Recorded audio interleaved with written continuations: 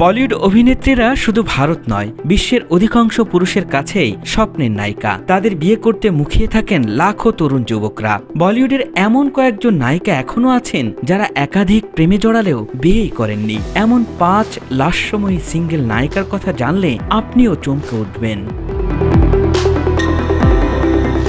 বিয়ে না করার তালিকায় প্রথমেই উঠে আসে সুস্মিতা সেনের নাম।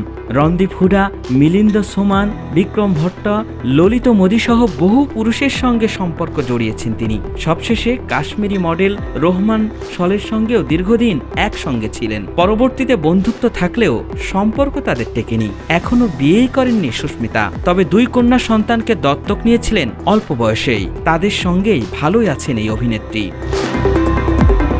রকস্টার সিনেমার রণবীর কাপুরের সঙ্গে জুটি বেঁধে সাড়া ফেলেছিলেন নার্গিস ফাকরি। পর্দার বাইরেও রণবীরের সঙ্গে তার রসায়ন নিয়ে বেশ আলোচনা হয়েছে। একটা সময় উদয় চোপড়ার সঙ্গে সম্পর্কে থেকেছেন তিনি, কিন্তু ভেঙে যায় সেই সম্পর্ক।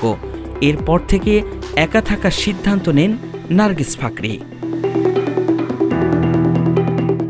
বলিউডের আরেক শক্তিশালী অভিনেত্রী টাবু। বয়স তার কাছে সংখ্যামাত্র, এখনও তার রূপ ও ব্যক্তিত্বের কাছে কুপোকাত অনেকেই। 30 বছর বলিউডে কাটিয়ে ফেলেছেন, সম্পর্কের গুঞ্জনও রয়েছে, কিন্তু ঘোষিত সম্পর্কে কখনোই থাকতে দেখা যায়নি টাবুকে।